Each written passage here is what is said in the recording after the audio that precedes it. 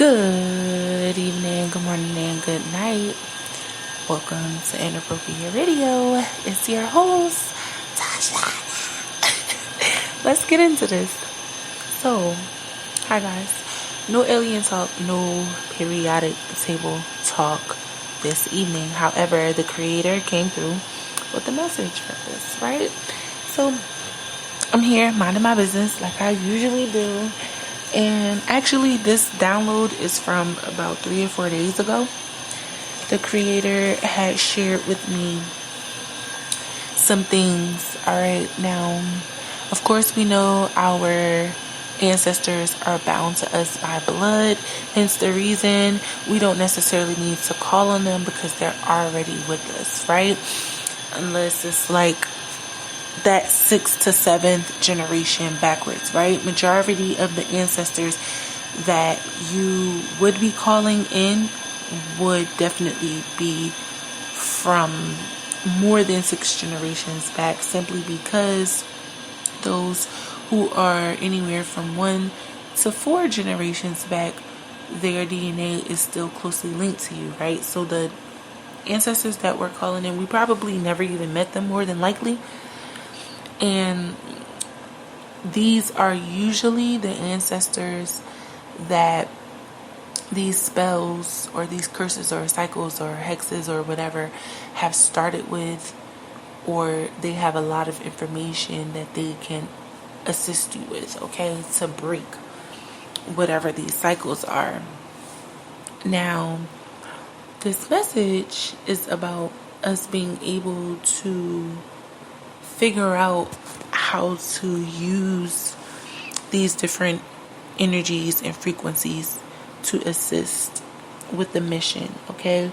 Now, if you have the gift of seership, the gift of prophecy of any sort, right? If you have the gift of tongues, if you can transmute energy, and when I say transmute energy, I mean dense energy rapidly, so in real time, right? So if someone sends you the evil eye, you can transmute it.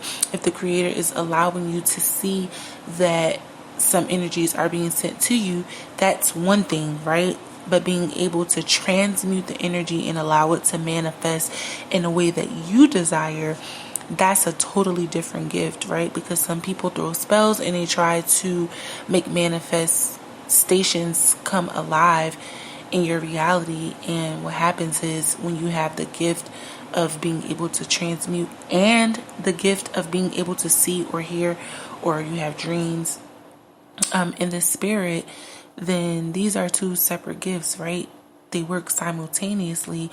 And when I mean that you can do this rapidly, you don't have to go to sleep to do it, or you don't have to necessarily, I'm not saying praying it away is not the key, but you don't have to necessarily at that moment ask the creator to do it. You have been given the ability to transmute the energy on your own, right? Of course, we are thankful to the creator for allowing us to have any type of spiritual insight, let alone the ability to use our gifts to enhance us in the spirit, right? Now, you can, the same way you can send bad energy, you can send good energy. The same way you have ancestors in the spirit, you have spirit guides and angels in the spirit. Of course, it'll be up to the creator to allow you to do such a thing, right? Like, give someone your guides for them to have extra protection, or fast and pray on someone's behalf that is not necessarily connected to you by blood, but you may share spirit guides, or you may have certain gifts that you have in common, right? What happens is, when you start to utilize the angels, and I'm not speaking of ancestors per se, right? When you start to utilize the angels and the spirit guides that are assigned to you, you need to realize that your gifts are also connected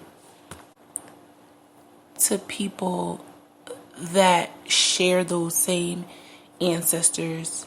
I'm sorry, those same angels and guides, spirit guides, right? Of course, your ancestors are people that are bound to you by blood. We've gone over the differences. But your ancestors now can be the spirit guides of other people. I hope I'm not losing you. Just for a quick review, your ancestors are bound by blood.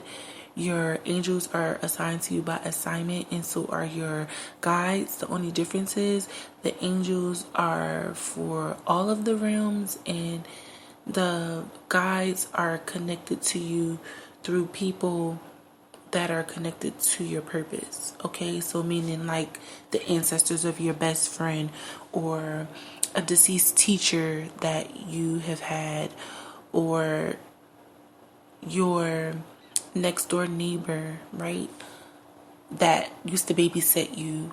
All of these things are connected in the realm, but when you start to use your gifts, they draw you in closer to people that are not necessarily bound to you by assignment. Okay, so, and of course these gifts they vary. Okay, we're not focusing on one gift or another, but mainly gifts that will allow you to make changes in real time are some of the things that you want to be able to focus on. Of course, the creator has to approve all of this, but we're mainly speaking of being able to share our gifts. And we've talked about this, right? But this is mainly people that we are assigned to for our life purposes and our journeys for this dimension. Okay, what I'm mainly speaking of is people that are not bound to you by blood or assignment. Okay, however, when you utilize these gifts and you start to tap into angels and spirit guides, right, meaning those that are not bound to you by blood, you get to draw in people that you have absolutely no connection with, only in the spiritual realm. Okay, so you might pick up frequencies of these people. You may dream about them. You may dream about places that they're going. All of these things are going to vary depending on the vibration. Now, initially, my take on this, and this is my take, right? The creator always has to approve or disprove. But my take initially was connected to me asking the creator if I can take the karma of someone that I love, and if I could give them the fleet of protection that I have. And of course, if you're bound by blood, you would more than likely be sharing, this karma and this wedge of protection anyway, right? When you start to do this on behalf of people that are not assigned to you, you draw in more energy, more frequency, more angels, depending on the intentions and depending on what the person has done for them to even have this thing that you're asking for on their behalf, right? Most of the time, and we've even discussed, increasing our prayer regimen and just adding on to the things that we are praying for and against. And this is one of those things that's connected to that, because when you ask the creator to do anything for you, it is prayer, if you will, right?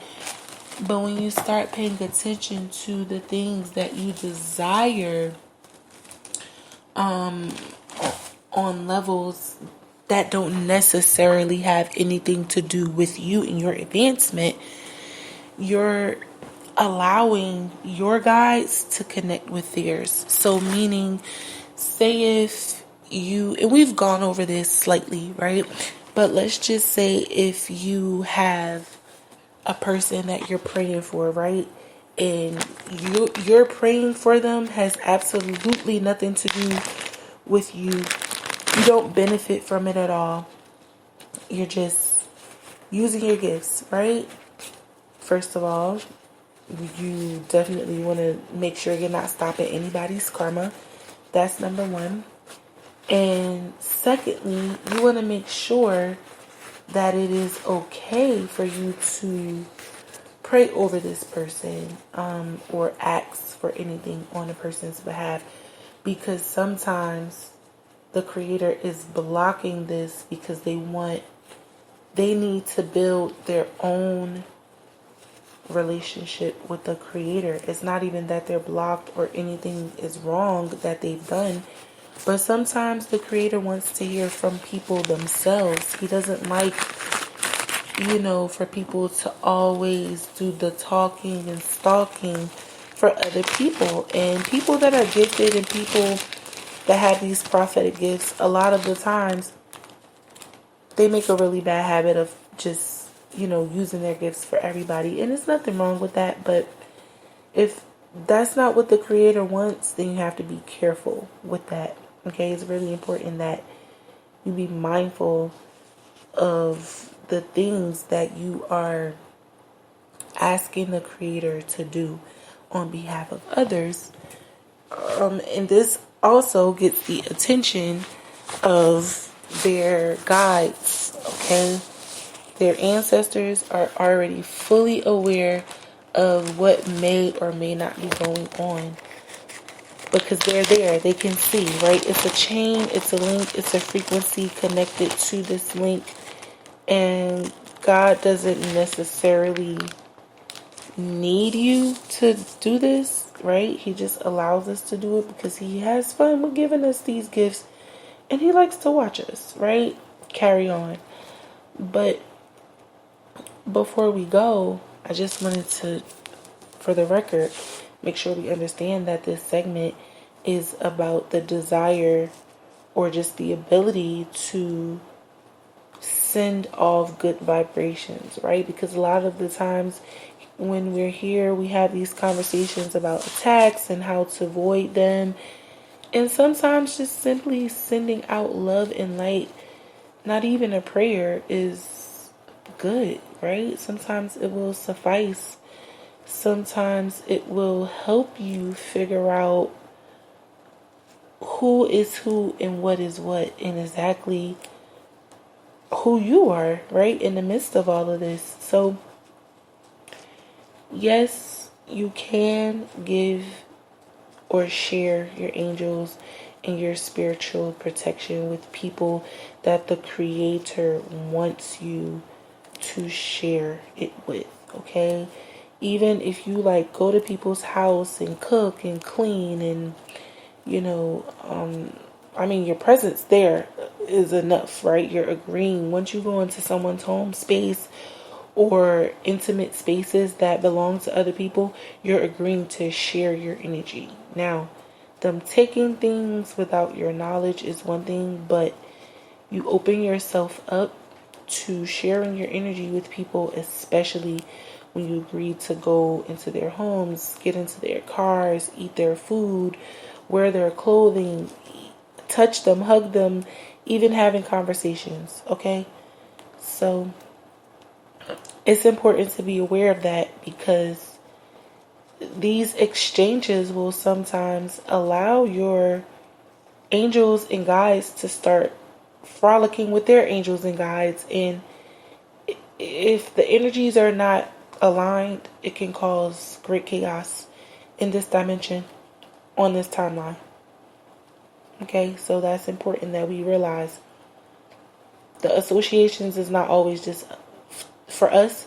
Sometimes it's for our ancestors, right? Or our angels, or our guides, or lack thereof, right? Sometimes you need to stay away from people because your angels and your guides don't need to be around other energies and frequencies, okay? But I'm going to end it here. I do love y'all. Hope y'all been drinking y'all water, eating y'all fruit and vegetables, and sipping on y'all own tea because it's free. And enjoying y'all weekend. And I'm out of here. All right. Peace.